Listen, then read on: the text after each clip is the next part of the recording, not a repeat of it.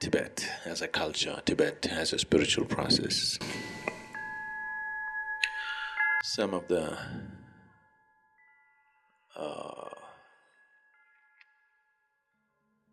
all-time greats in this culture have been a combination of spiritual process and occult.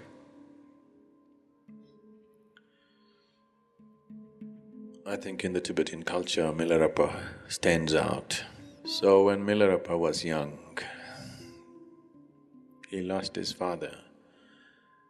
His father had good lands and property and house, but once his father died, his uncle took over and made his young mother and his younger sister and him like slaves in the house and abused them and tortured them in many ways and took over the whole property. So he grew up with great sense of resentment and anger within himself. And when he became a youth, an adolescent, he left the family and went away. He left his younger sister and mother and went away, and he wanted to take revenge on his uncle and aunt who had showered an unspeakable amount of humiliation and torture upon these people. So he went to learn occult, and he mastered certain occult processes. And when he came back, after many years, both his mother and younger sister were dead. So he became even more angry. And he waited for an opportune moment when the uncle's son's wedding is to happen, and his uncle invited all his friends. And that day, he used his occult power and brought large hail falling on the house. And they say more than 85 people were killed because of this hail, including his uncle and aunt. The whole place was heaped with hail. And he felt very happy and justified for what he had done. But after some time, this started bothering him. If any human being is sensitive, the moment he misuses something, it'll bother him from within. You have to be in a certain level of grossness to continue that process, otherwise you cannot. Because the very nature of how this life is made, if there is a misuse at a very fundamental level, it is not conscience. I'm not talking about social conscience, I'm not talking about morality. Something much deeper will get disturbed. So similarly, for Milarepa, having done this, something deep inside him got disturbed. So he decided that he has to absolve himself of all this. He thought he has misused life in a very fundamental way. Whatever the justification, he has misused the fundamental process of life, so he wanted to seek the spiritual process. He wanted something with which in this life he will be freed. So he went in search of masters and he went to many people, and all of them were sincere enough to admit that they did not know how to attain realization in this life. They said, we can teach you something which will evolve you. Practice compassion, practice kindness, practice love, slowly you will evolve from lifetime to lifetime. He was not satisfied with those things, and still a certain level of anger was still burning within him. A certain regret, certain resentment, certain mixture of anger, a whole cocktail was going within him. So someone at last told him that the only person who could help you this way would be Marpa. So he went in search of him. When he approached the town in which Marpa lived, he met a bunch of children and he asked them. Marpa was known as the translator because he was titled as a translator because he was the one who translated all the great tantric Indian texts into Tibetan language. So he was always known and revered as the translator because he brought that knowledge here. His credentials were 3 times he had traveled to India and met certain masters and gotten teachings from them, methods from them and the texts from them, and he had translated that to local languages. So when he asked, "Where is Marpa, the translator?" one child said, "I know where he is," and he took him to the field where Marpa was ploughing the field. So when he took him there, Marpa looked at him and left the plough in the field and gave him a gourd of beer, locally brewed beer, said, "Drink this and then plough the land." So Milarepa drank that and ploughed. Marpa left and the child stood there. After he completed the ploughing, he didn't know what to do. He stood there. Then the child came and said, "It's time for you to come." The child took him home and then he realized this child was Marpa's own son.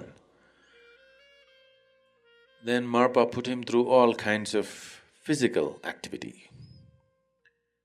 Milarepa bowed down to him and asked him, "I want Dhamma from you, that kind of Dhamma." Dhamma means a method or a process which will make me realize and become liberated in this life. I don't want to go to the next one. And also, please be kind enough to give me food and shelter. So Marpa said, "You choose. If you want, I'll give you food and shelter. Choose Dhamma elsewhere. Look for Dhamma elsewhere. Or I'll give you Dhamma, you get your food and shelter somewhere else. This is the choice."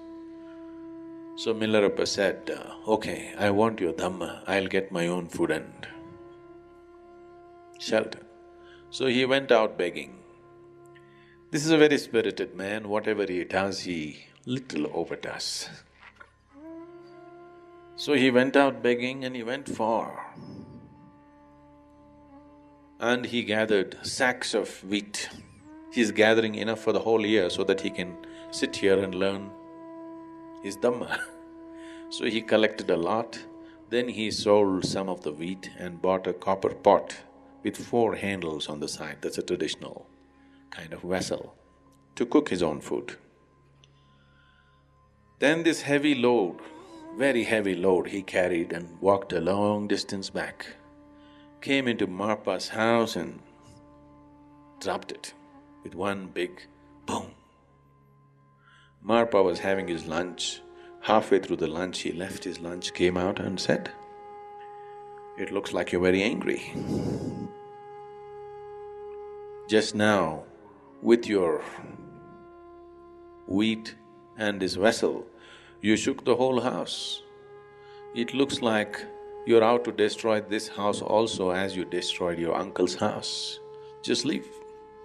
Enough." Then Milarepa begged, "Please, you asked me to get my food, I got it. It was too heavy, I dropped it." So Marpa said, "Nothing doing, you're out, because you didn't keep the sack right. You threw it down, you're not fit. So you stay out, do chores, plough my field, clean my house, do whatever." For years he did this. So periodically other students came and they were initiated into many things, but Milarepa got not a single initiation, not a single teaching. He did all the hard work. More than 8 years he worked without a single teaching or initiation.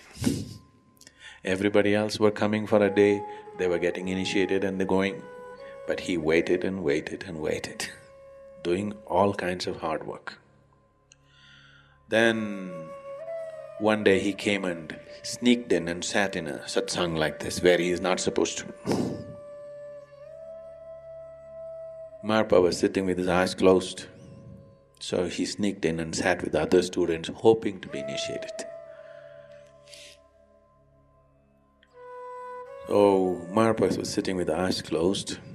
He picked up his staff, walked with eyes closed and thrashed Milarepa. He was sitting among the crowd. He came and really thrashed him and physically took him out and threw him out of the place. This happened again and again. He gave certain space, and again when another initiation is happening, he sneaked in, hoping this time he will get it.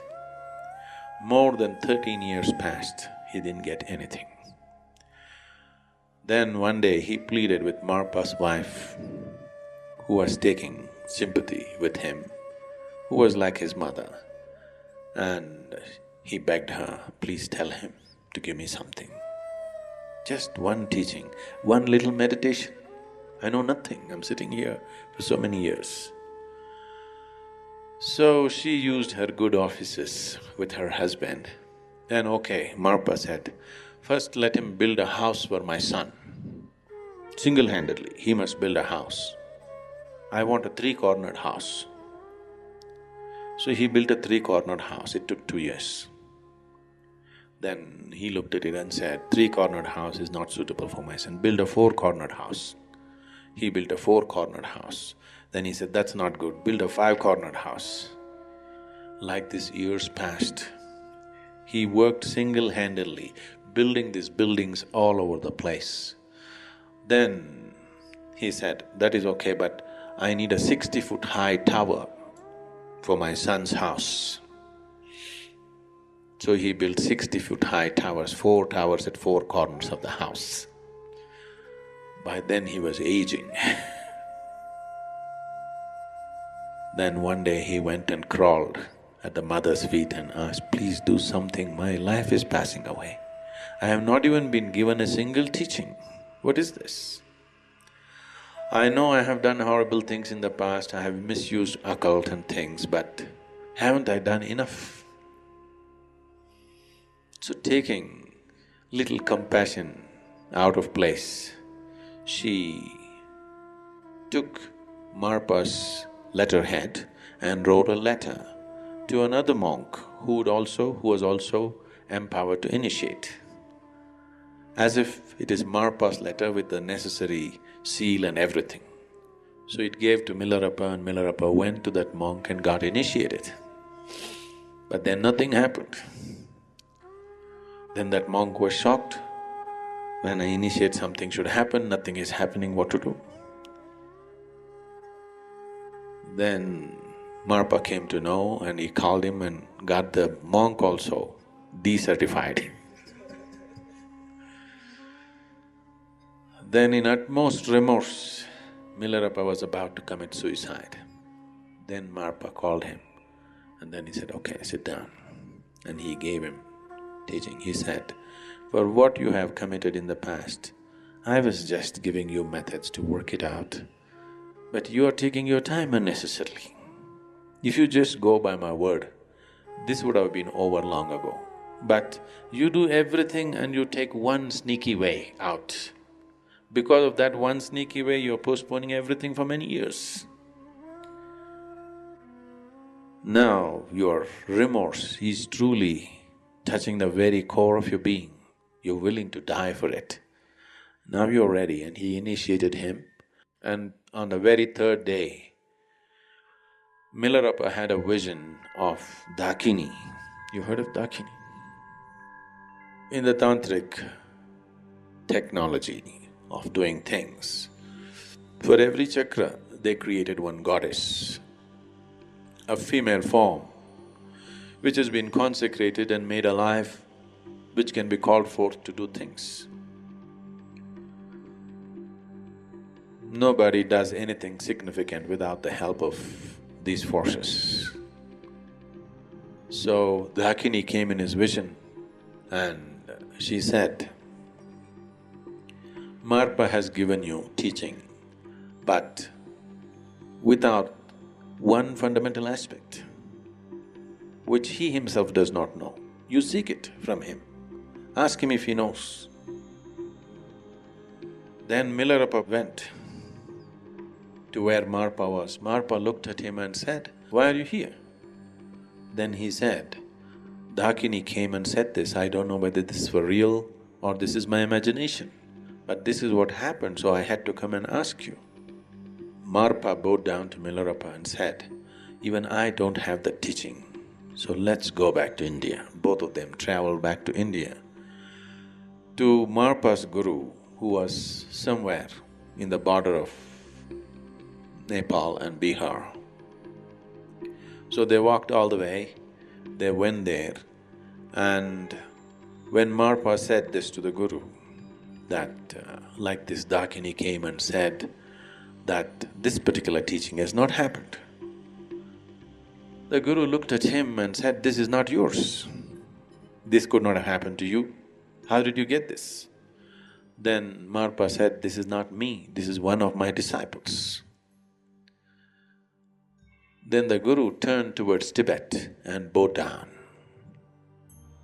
He said, "At last in the dark north, one little light has happened." So he called Milarepa and Marpa and gave the whole teaching as to how to attain to one's fullest enlightenment in this life. And they came back, and Marpa, who started as a guru, became like a disciple to Milarepa. Milarepa became a shining light in the Tibetan culture. A lot of things that have been done in the last 300–400 years in the Tibetan culture essentially is from the basis that Milarepa set up.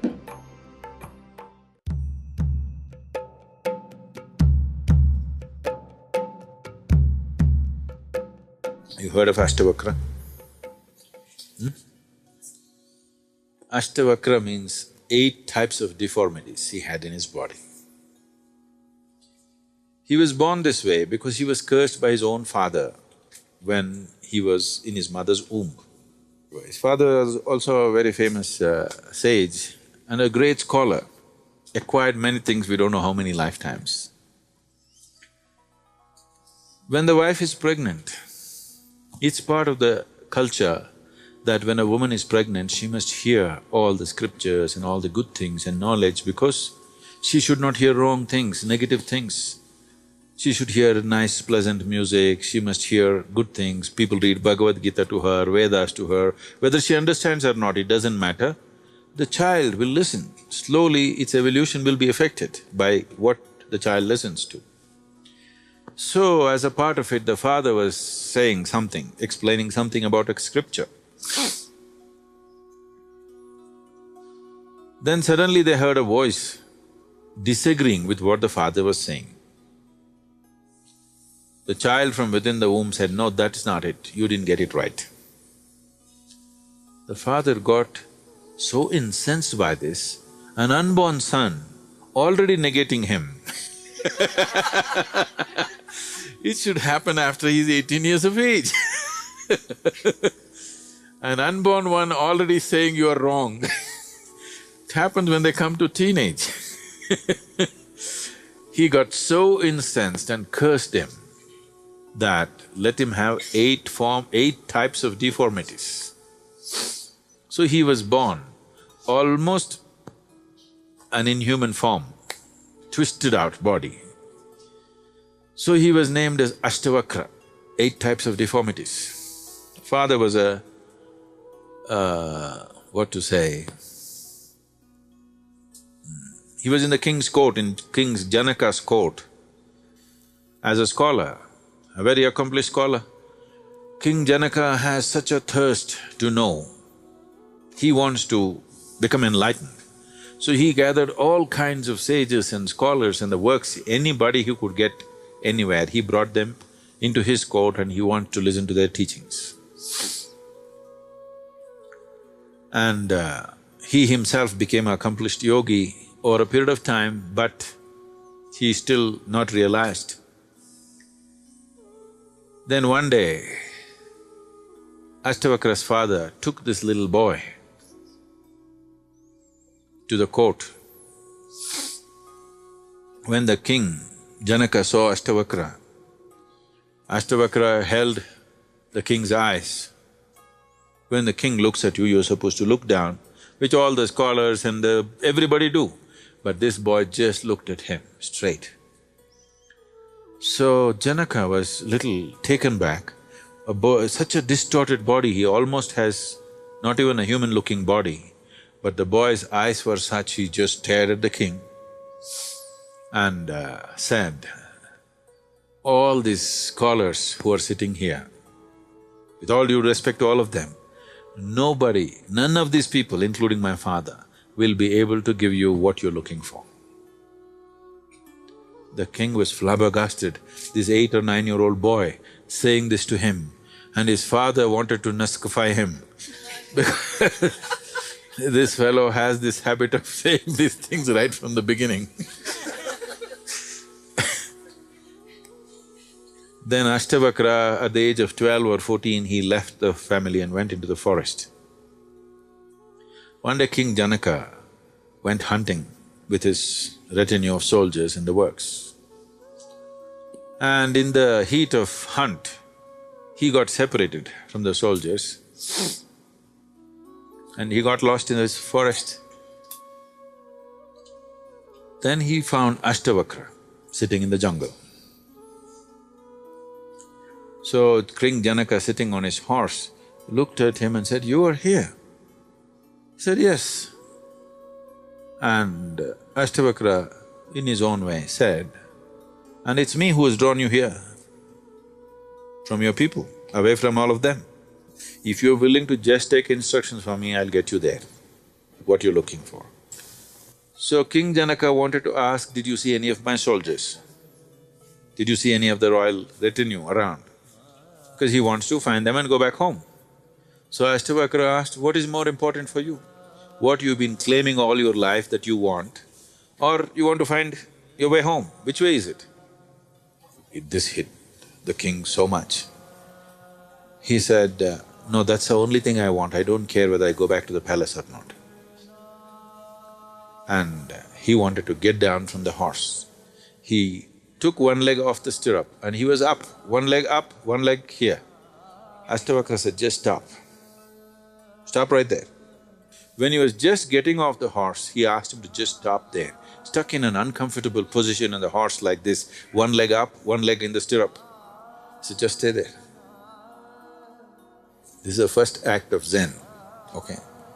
This is some 8,000 years ago. And Janaka realized in that uncomfortable position, he suddenly burst into enlightenment. He got down and bowed down to Ashtavakra and wanted to stay there. After a certain period of time, Ashtavakra said, "You go back to the palace." King Janaka said, "No way, the palace means nothing to me, I am not going back." So Ashtavakra said, "The question is not about whether you want to be a king or not. The people of this nation need an enlightened king, so you must go." So he sent him back.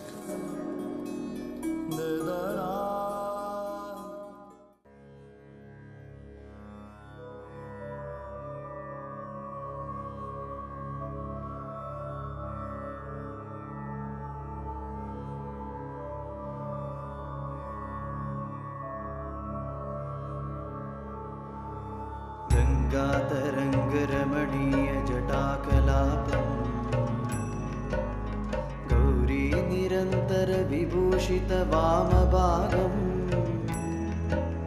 नारायणप्रियमनङ्गमदापहारम् वाराणसीपुरपतिं भज विश्वनाथम् वाचामगोचरमनेकगुणस्वरूपम् वागीश विष्णुसुरसेवितपादपीठम् वामेण विग्रहवरेण कलत्रवन्तम् वाराणसीपुरपतिं भज विश्वनाथम् भज विश्वनाथम् भज विश्वनाथम् भज विश्वनाथम् भज विश्वनाथम् भूताधिपं भुजगभूषणभूषिताङ्गम् व्याघ्राजिनाम्बरधरं जटिलं त्रिनेत्रम् पाशाङ्कुशाभयवरप्रदशूलपाणिम् वाराणसीपुरपतिं भज विश्वनाथम् सीतां सुशोभितकिरीटविराजमानम् आनेक्षणा नडविशोषितपञ्चबाणम्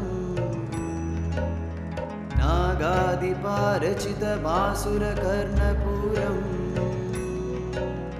वाराणसीपुरपतिं भज विश्वनाथं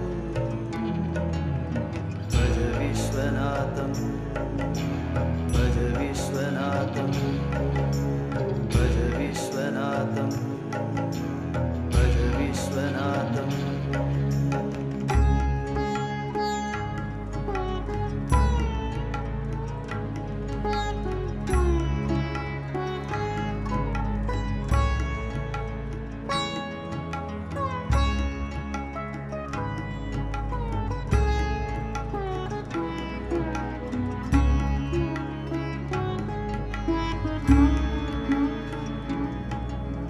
पञ्चाननं दुरिदमत्तमदङ्गजाना नागान्तकं धनुजपुङ्गवपन्नगाना दावानलं मरणशोकजराटवीणा वाराणसीपुरपतिं भज विश्वनाथम् तेजोमयं सगुणनिर्गुणमद्वितीयम् आनन्दखण्डमपराजितमप्रमेयम् नागात्मकं सकलनिष्कळमात्मरूपम् वाराणसीपुरपतिं भज विश्वनाथं भज विश्वनाथं भज विश्वनाथं भज विश्वनाथं भज विश्वनाथं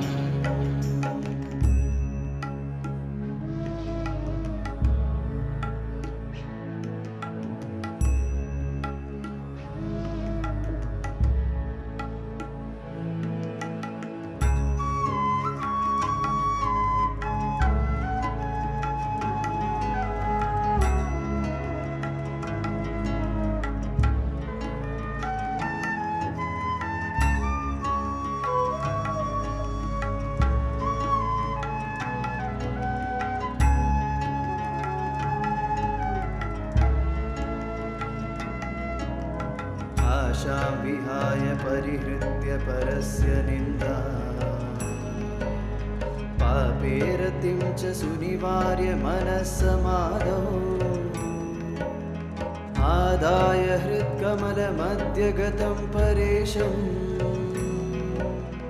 वाराणसीपुरपतिं भज विश्वनाथं रागादिदोषरहितं स्वजनानुरागम् वैराग्यशान्तिनिलयं गिरिजासहायम् माधुर्यधैर्यसुभगं गरलाभिरामम् वाराणसीपुरपतिं भज विश्वनाथं भज विश्वनाथं भज विश्वनाथं भज विश्वनाथं भज विश्वनाथं भज विश्वनाथं भज विश्वनाथं भज विश्वनाथं